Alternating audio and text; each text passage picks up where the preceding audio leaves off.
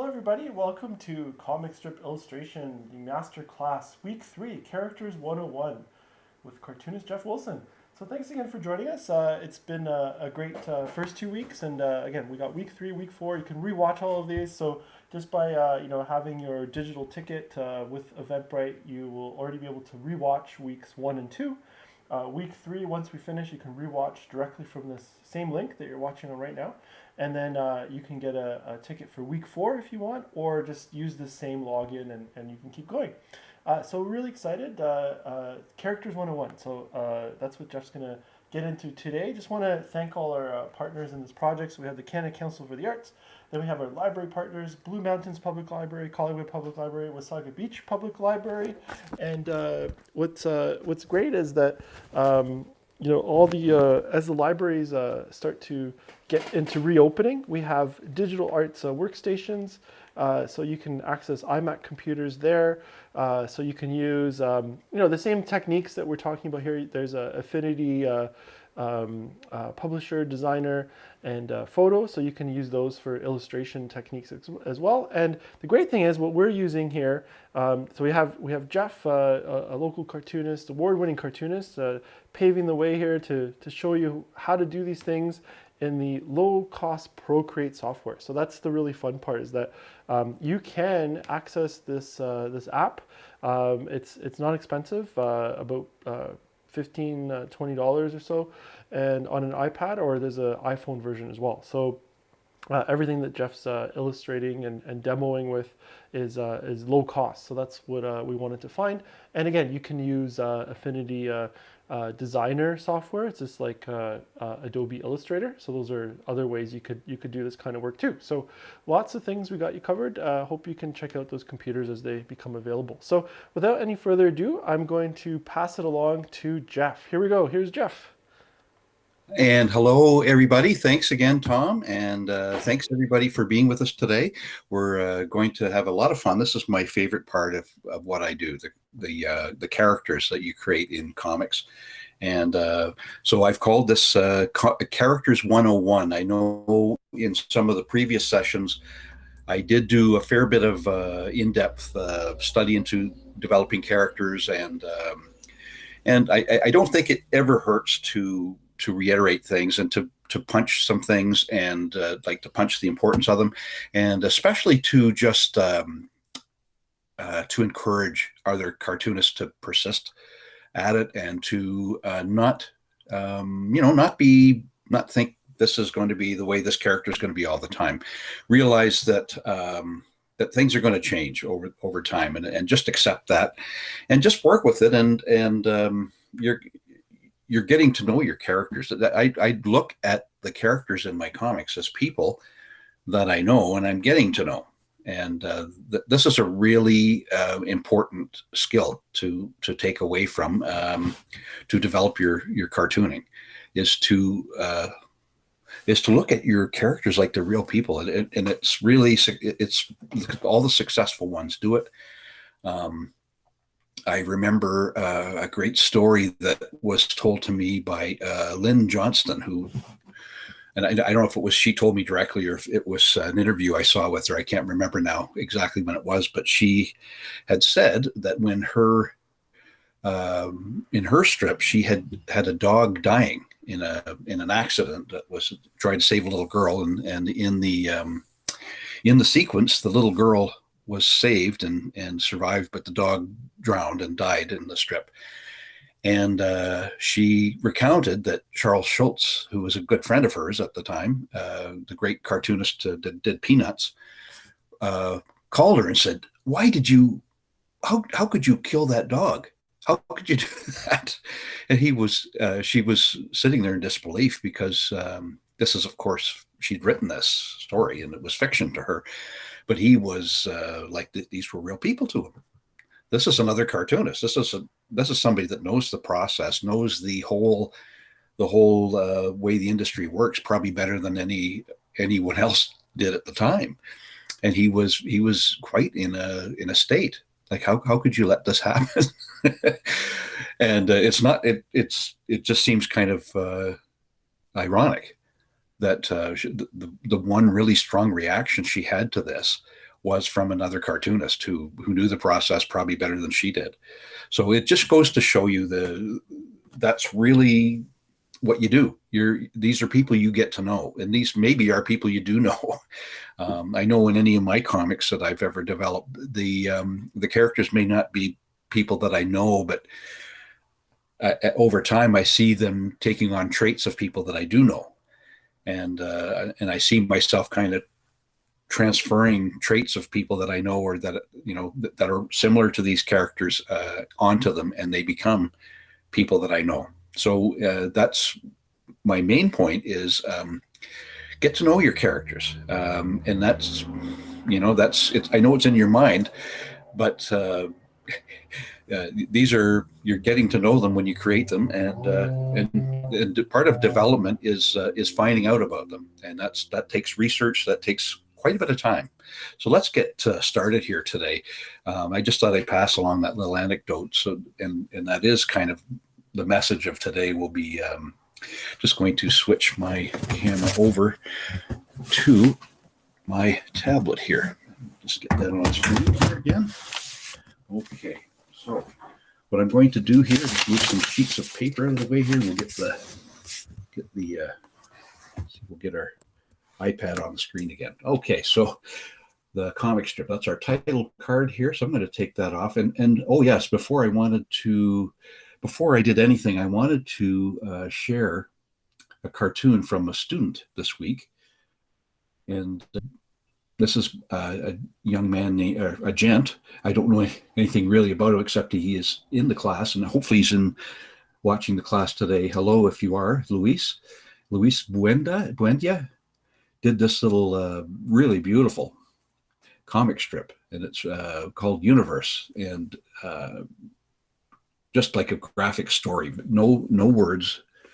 Very simple. Let's take a look at this first panel. You've got the planets and space here, and then you've got this big fiery hand reaching down on this planet here. He picks up the planet, or he, she, they pick up this planet and hold it in their finger, and it's as big as their eye. It's incredible.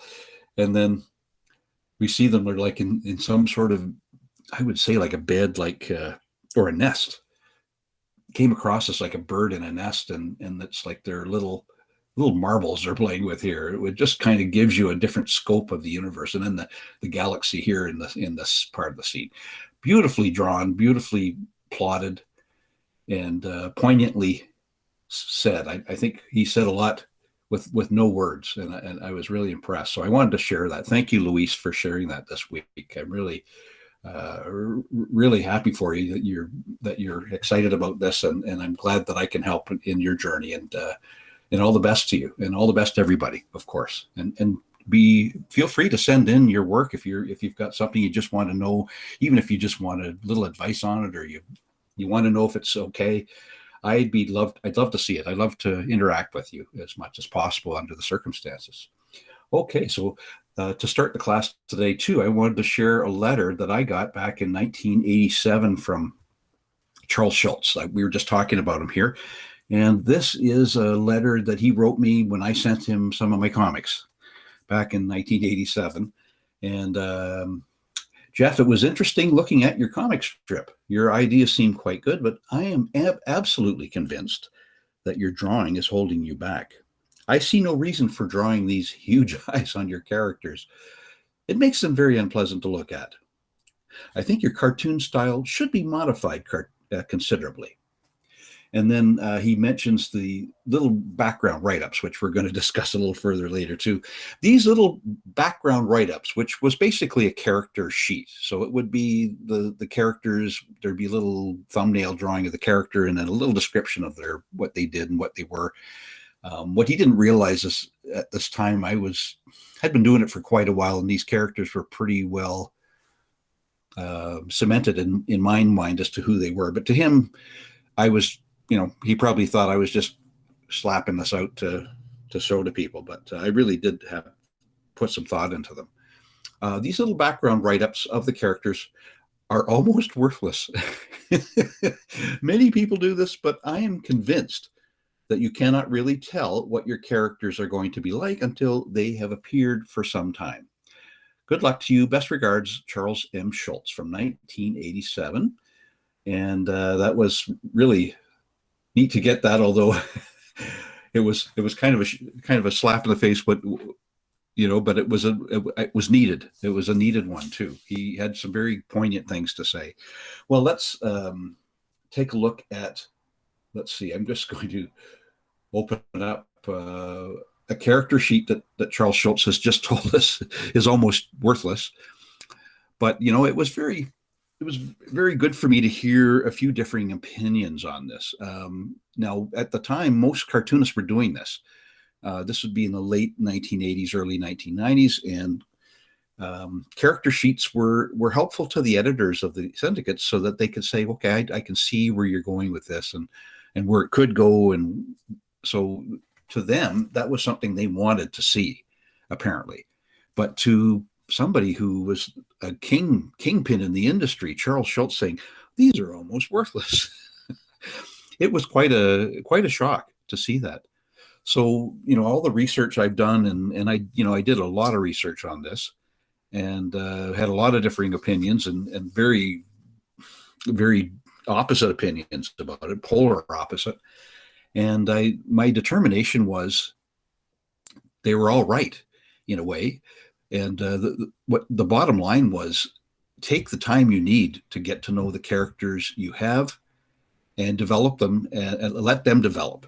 And if you do that, you will get to know the characters. They will sit back and write the strips for you because they know what they're going to do. And if in your mind you know them, you'll know what they'll do. So that was the message I got out of that. Just let it happen, work at it, let them interact in your writing, and you'll learn who they are, and you will learn how they interact very quickly and easily. But it'll take time. Again, so let's imagine this. This is a comic strip. I've called it The Grind by Bud Scuttler, who doesn't exist. This strip doesn't exist except in my mind when I did this about a week ago or so for this lesson. So I've got my main character here, Bert Kurt, and I've written a little character outline for him. He's a hard worker, has 3 jobs, hangs at the coffee shop a lot, which is, we call it The Grind. The coffee shop is The Grind, but that's probably a copywritten name, but it was just a quick throw-off name that I had for this possible feature. A positive, upbeat attitude. He's very, very positive guy, upbeat guy, very likable main character, kind of dull, but if you have a dull character as your lead, then it's great because you can build a cast of colorful characters around him. So I never mind having a dull, boring guy as your star, as your main character. Okay, so let's go to the next character here, Fran Shan. She's the wisecracking barista at the Grind. Secretly likes Bert. She's purposely dowdy and kind of plain looking, but she very colorful character. Loves her job, hates her customers, and you add your character trait here. Okay, now another character, Racho Macho. I thought this was a fun name, and I, you see how the characters kind of look similar but a little different, the same shape of the head. That's something to always try to achieve too, is giving your characters a similar look, but a little different too, just so that they look like they're supposed to be in the strip together. So you have Racho Macho, freelance food delivery guy. I don't know. I just made up a job for him. He could be anything. He could be the street cleaner, or he could be a dog babysitter. Who knows? Gets frustrated a lot and needs to talk to his friends at the Grind. So he's a guy who's kind of fiery. He's got a bad temper, pugnastic. Loves to scare his pals. Or he doesn't love to, but he's just so pugnastic. He scares his pals he's very intense guy with his aggressiveness. Okay, so let's go back here. I seem to be trying to open up another layer here. And Bob Cobb, who I don't know. There just seemed to be a place for this guy that's not terribly bright and not too confident, questionable IQ, naive and easily influenced. He would work at the shop with Fran. Oops, I just drew on Fran's face there. So yeah, this seemed like a good foil for somebody that worked in this coffee shop. So you can see it's kind of based in this little coffee shop, and they've all got their personality quirks and okay, it's all fine and good to put it on paper, but they have to interact in some way. So I think I had every character but one in my first strip that I'm going to show you in a few minutes here. I just wanted to tell you that I was trying to achieve an Easter Island type look on these characters, and in some cases it's showing up, and in others it isn't. Like this guy here, Racho Macho, it's I don't know what happened there, but he does seem to keep the same look, and that's, to me, I'm happy with that. Bob Cobby, he I don't know, looks like a Jughead from Archie or something, but anyway, it was a fun thing to try out for, and I just loved I love the potential of these characters interacting together, and the grind again. It was just kind of thrown together title there, and you could add other characters too as you got to do the strips. You would or write them, especially writing situations between Bob and Racho Macho, like what how frustrating it might be for this guy who's very impatient and kind of pugnastic, and this guy who's not very efficient and not very high in his confidence level, and trying to order a coffee from him. I just had envisioned so many fun interactions they could have, and how frustrated Racho would be, and how frustrated I guess Bob would be, and how anxious he would get because he would, obviously not maybe pleasing his customer the way he should. And I got thinking, well, another trait of Bob's would be he is tries hard to please, a pleaser.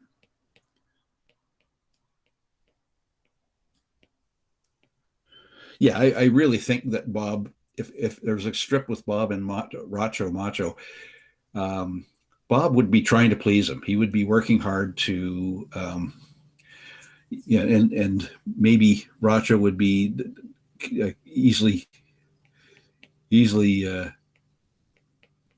confused, not very patient. Let's say easily confused, impatient. Let's put that here too. And that might come out in strips involving these two characters here. And I could see that could be, you'd have some, maybe write a whole week of Racho coming in to buy his coffee, or even just little exchanges between Racho Macho and Bob.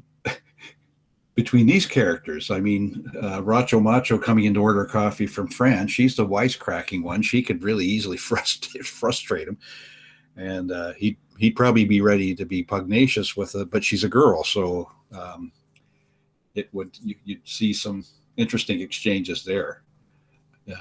I could just easily see a lot of fun strips developing from that. If you're doing a week long, 6 strips, like a full week of a series of strips of those two, and Bert and Fran, of course, they already have a special relationship. We found out that she secretly likes Bert, even though she kind of treats him nasty and kind of picks on him. She secretly likes him, and she would secretly like to be a little more positive, maybe, than she is. So we could maybe say secretly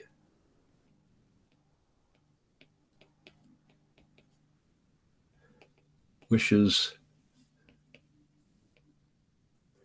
be more like Bert. So you see that this is what happens. This is what happens when you write the characters interacting. You begin to see other traits that come out and become part of their personality. and you'll be able to add this to their character resume, if you will.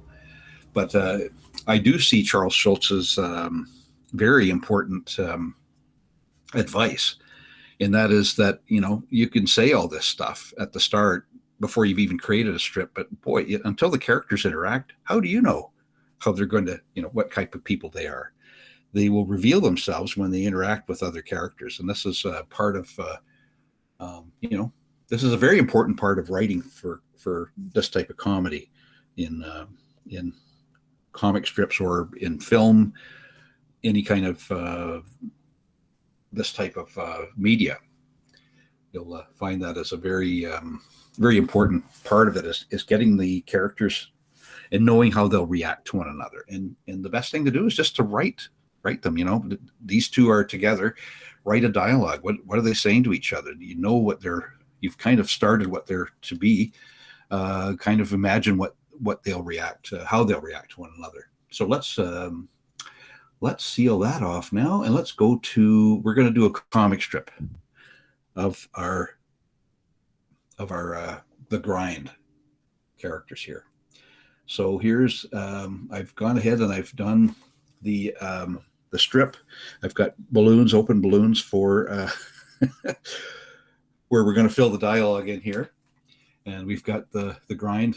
So we've gone ahead. This is just like real life comic strips in the newspapers. You got your little logo at the start, and you got the credit at the end, and you've got your characters interacting here. And you'll see that I've got the middle frame with the silhouettes because I just love to do that. That's just a little thing of mine. And then I've got Butt Scutler's signature here in that last panel. So let's start off the strip here. So you can see here, we've got Bert, and we've got the wisecracking barista here. And what was her name? I forgot her name. Her name was, let's go back here. Okay, we've lost her name here. No, here we go. So here's the character sheet. She was Fran. Okay, so we're going to go back to Fran here. And so let's start the strip. So here's Fran and Bert. See, I've forgotten their names already. This is crazy. So Fran and Bert are having a discussion here. Fran is offering Bert his coffee, and then Bert walks off with his coffee, and she's whispering something to Bob Cobb here. So her assistant barista.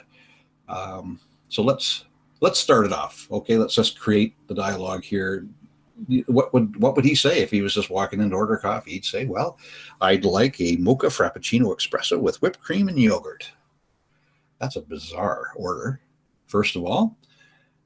So Francis, coming right up, sir. Did you want life insurance with that? Wisecracking barista. That's what she says here. So let's go to the next panel here. Let's add the text here. Okay, she was just kidding. Haha, wisecracking barista. Just kidding here. Haha, just kidding. You are a daring man, putting your digestive system to such a Herculean test, Bert. She's quite bright. She's quite intelligent person, and then he's about to walk away with his coffee, and he looks back, and she's whispering to Bob here, "Psst, betcha tonight's tips he doesn't make it out of the bathroom door by closing time." So a little shot at Bert here, and Bob, of course, is like, "Oh, okay." Yeah, he's got a very fun.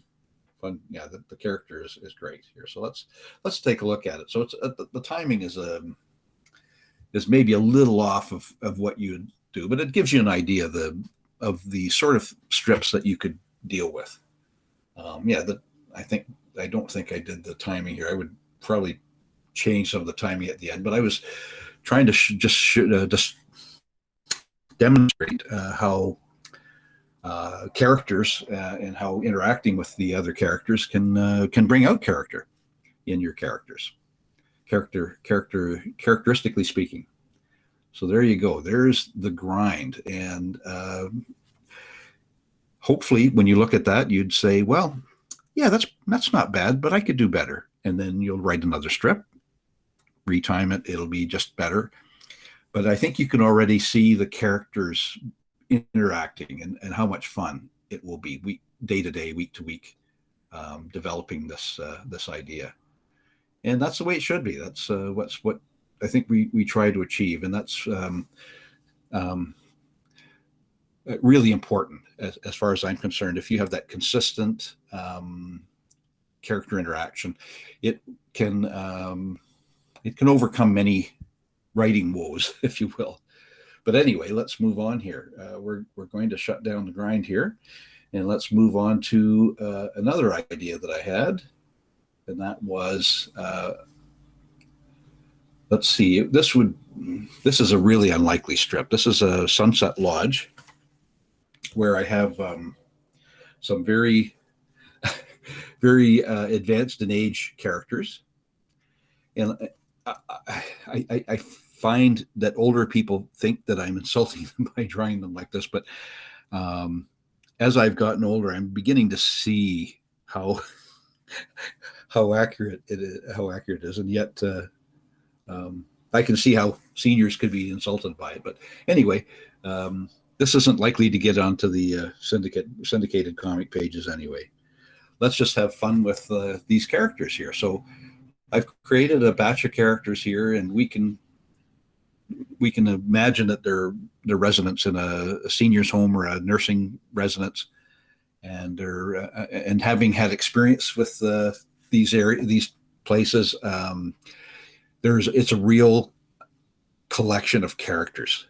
It's just these are people that have lived their whole lives, and here they are, and they're some of them are bankers and doctors, and some of them are construction people, and some of them are artists, and some of them are just farmers, just every industry in the world. And they're probably for the first time in their lives, they're mixed with all these people.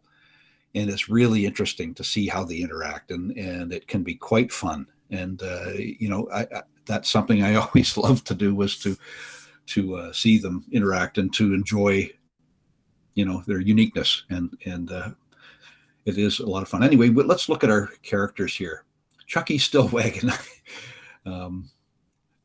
He just comes across to me as a kind of a fun-loving character who, like, gives everybody the gears, likes to pick on people. There's one in every nursing home, trust me. Then Ethel Hydrate, which I love the name. Anyway, she's a very stoic, staid lady, and your typical senior person in a senior's home.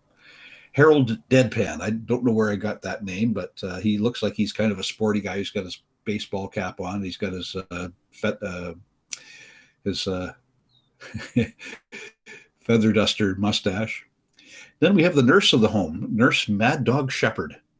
As soon as I had these other characters, I thought, I got to have a nurse that is like this. This is just a perfect character to throw in this setting.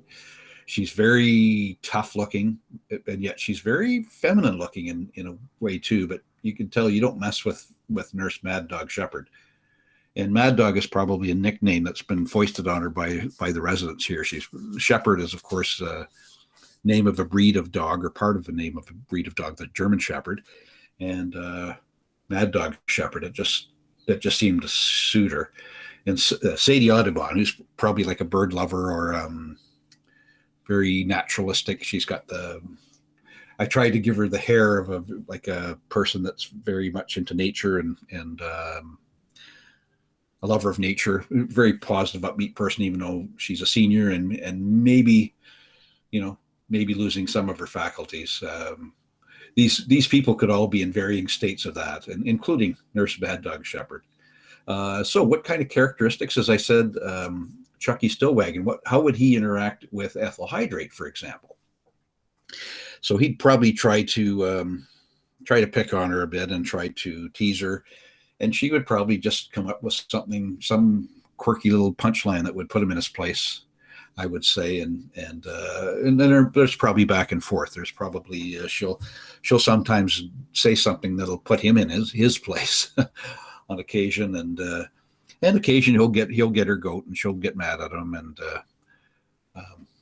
these things happen. There's usually give and take between a couple of characters, but you could see that there'd be fun exchanges between those two characters. But you can just see that Chucky and your nurse Mad Dog are going to be at odds a lot, because he seems to be a real prankster, and she seems to be a go by the letter of the law sort of thing. And there's going to be a lot of stuff between those two characters, and I could just see that these two will have probably there'll be a lot of fun gags involving those two characters, and the other ones may too. And Harold, I wasn't too sure. He seems to be kind of a plain guy. I wasn't too sure who the main character of the strip should be, so I just put them out there.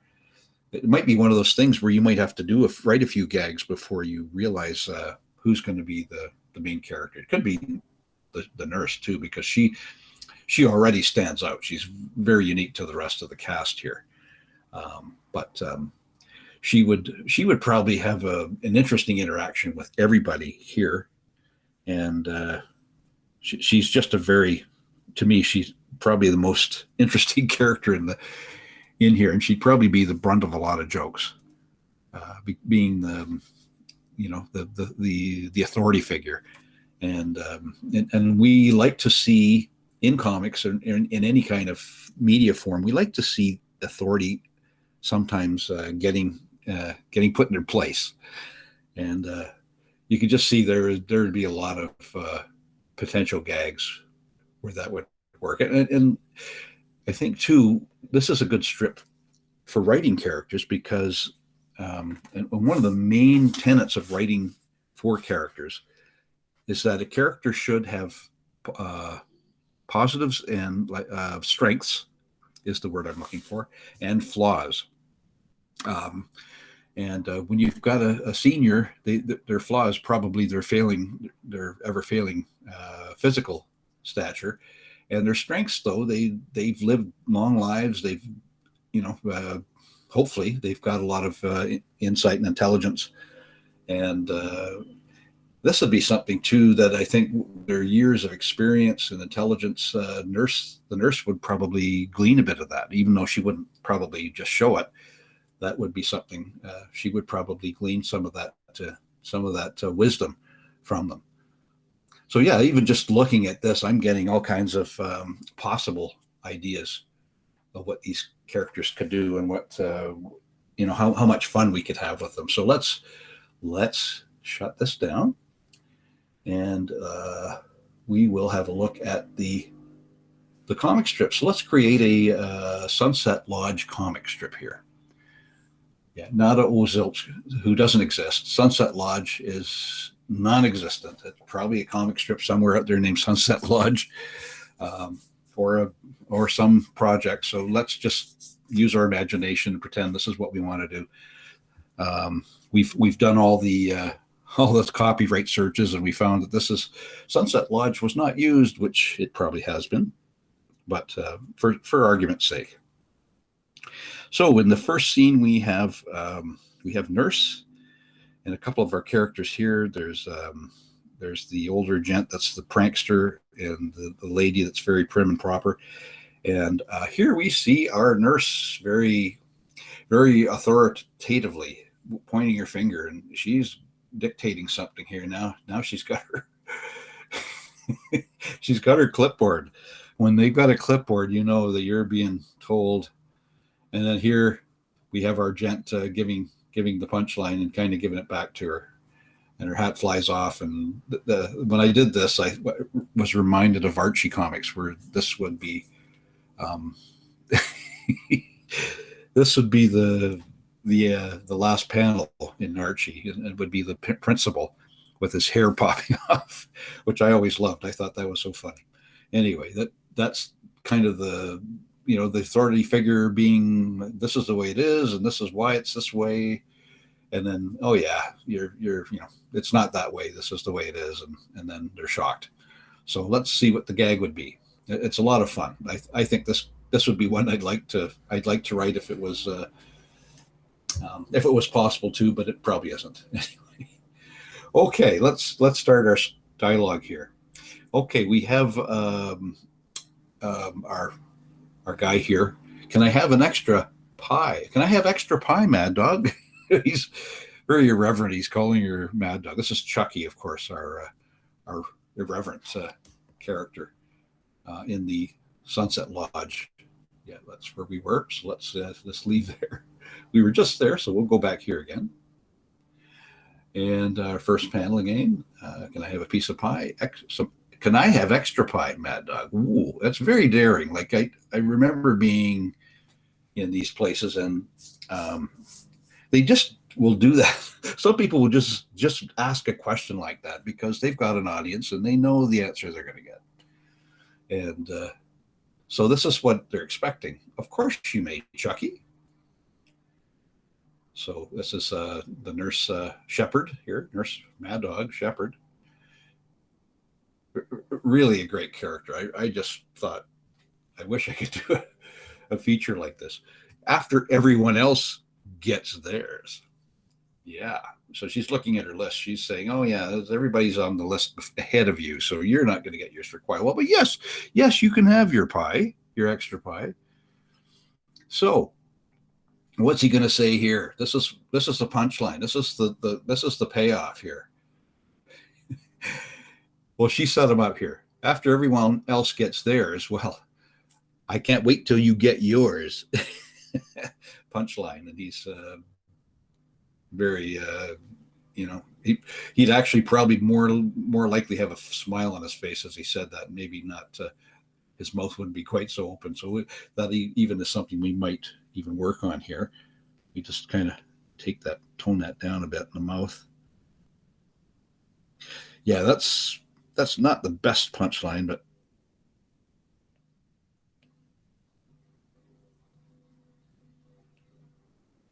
kind of tells a story. Yeah, there we go. That's probably little more the way it would be. He would probably just, yeah, can't wait till you get yours.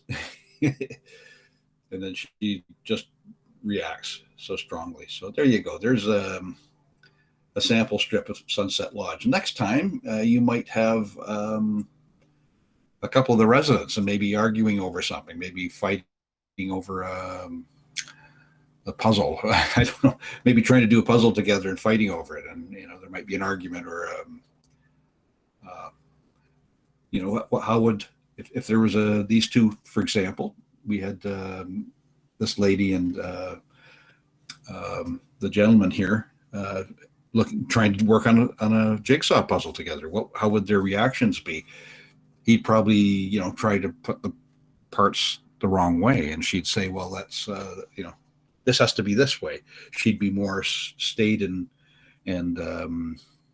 try to do it right, and he'd be like, how can I break this rule? He just seems like the type of guy that would be trying to break the rules and putting the parts in wrong just to get the dang thing done. And so you could have a lot of fun with those two characters. And as I said, I think your main character, your nurse character would have very interesting interactions with all these characters. Sadie Audubon, she could, tell everybody the types of birds that they were seeing in the outside the lodge, and maybe there'd be Chucky, of course, would be very irreverent, and he'd probably be making jokes about them or about how what a waste of time to look at birds. And whereas Ethel might be interested in hearing about it and maybe listen somewhat intently while she was knitting or sewing or something that she kept herself busy with. And Harold Deadpan, he could just be the straight man all the time. I mean, that's always fun to have a character that is just sets everybody else up and lets them get all the good lines. I think that's what I'd have Harold do, is just be he'd set everybody else up for all the good lines. And then, of course, Nurse Mad Dog Shepherd. What a fun character she'd be. So anyway, I think I'm just going to talk a bit here as I go back to my cartooning. Let's see, our cartooning session 3 highlight here. I'm just going to turn the camera back on myself.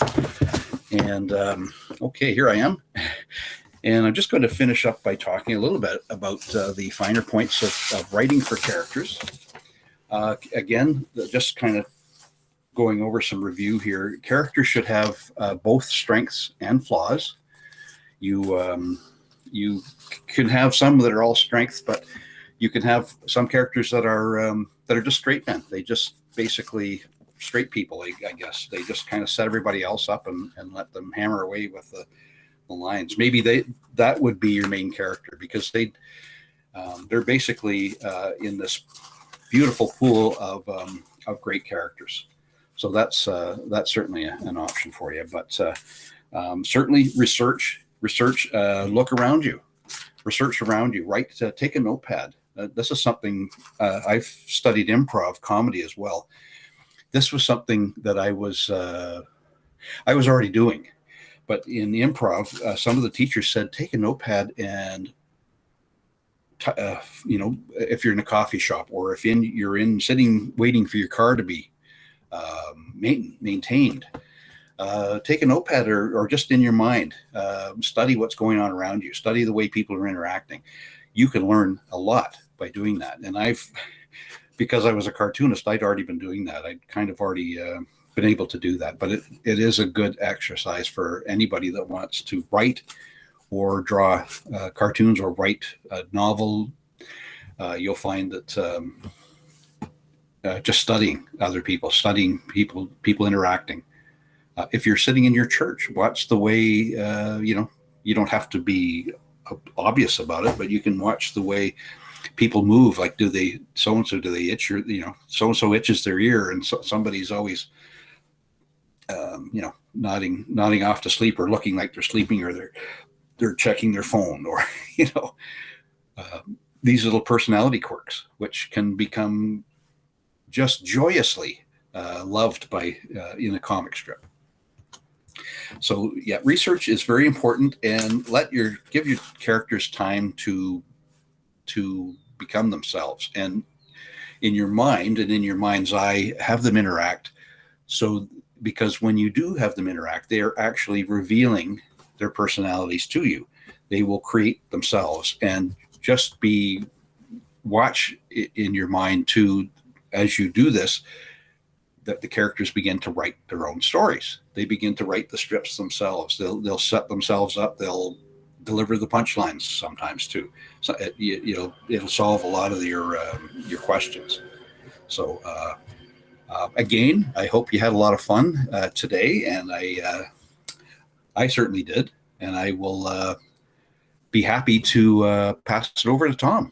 And thanks again for joining me. Perfect. Thanks, Jeff. Thanks, Jeff. Thanks, Yeah, Jeff. Yeah, that's that's great. great. I really A lot of great insights, and it's great to see those honest responses from Charles that you presented as well. So that was a really a good backstory to showcase. So I just wanted to I'm just going to put up the information for Jeff. So if you want to email him, jeffwilsonmentorship@gmail.com. As he mentioned, I put my email up as well. So if you have any like technical questions, or you want to know more about creator space programming or computer access or anything that's coming up, you can email me, tom@tbmcs.ca. And then Jeff's email is right up here, jeffwilsonmentorship@gmail.com. If you want to send him an email about or share some of the work you've been working on in this, a comic strip that you've been working on, that would be great. And then Jeff can share them too, and give you some feedback, advice if you're stuck, just trying to wrapping your head around one of the concepts, or a few ideas, anything related to the comic strip class. Please send Jeff an email, and that way you can have some kind of email one-on-one time to figure things out, or get you moving on. You might be stuck in certain spots. That happens a lot. So yeah, definitely. Thanks again for joining us. Want to definitely thank Jeff, and all our partners in this project. So we have the Canada Council for the Arts, we have our library partners, Blue Mountains Public Library, Collingwood Public Library, and the Wasaga Beach Public Library. Um, and yeah, so I think again, send Jeff an email. I'll throw it back to you, Jeff, if you want to do a final goodbye here, and then we'll wrap it up. So here back to Jeff. Okay, thanks, Tom, and I want to thank Luis this week for communicating with me. That was it was so great to hear. When I'm doing this, um, and it's kind of a fun way for me to do it, but you don't have the reaction. And I'm also actor performer, so I'm used to reactions by audiences, and it's hard to tell whether there is any reaction out there. So thank you, Luis, for your willingness to send your cartoon. I was really pleased that you had done that, and I really think you're on your way with your work. And if anybody else wants to send me something, that would be great. And I'm looking forward to next week. We'll have a lot more fun, and just keep practicing. Develop your characters just in your mind. Just have them meet, talk, get to know them as real people, and next thing you know, you'll have your comic strip will be a full rounded feature. Perfect. Thanks, Jeff. Yeah, so want to remind everyone, if you haven't signed up yet, so we got week 4. So this is going to finish up the comic strip illustration masterclass, and then we have an animation, like a 2D animation, classic animation. Whatever you want to call it. So Jeff's going to take us through the concepts and process of what that I guess classic animation would be, and how it works, and just some ideas, and just to be able to think about how it could be done in something like Procreate, and like the individual frames. How do you deal with that? How do you make that happen? To start working towards potential animation as well. So I think we're going to have a great session in July. So if you haven't signed up for that yet, please do so. It's on our Eventbrite. Go to our website, tbmcs.ca. You can then find the links for upcoming events. It's a 4-week session in July. It's right after the Canada Day weekend. We have that one off, and then we proceed on afterwards. So yeah, we hope you guys can join us for that as well. It's going to be really insightful, especially with Jeff's background and in working on shows such as Teddy Ruxpin and in animation. So he's going to share all that knowledge base. It's going to be really exciting. So definitely please sign up for that, and we'll see you guys then. So otherwise, we'll see you guys next week, week 4, same place, same time, same bat channel. And we will continue on. So again, thanks for joining us. And we will continue the journey next week. So all the best, and have a great rest of the day. Take care.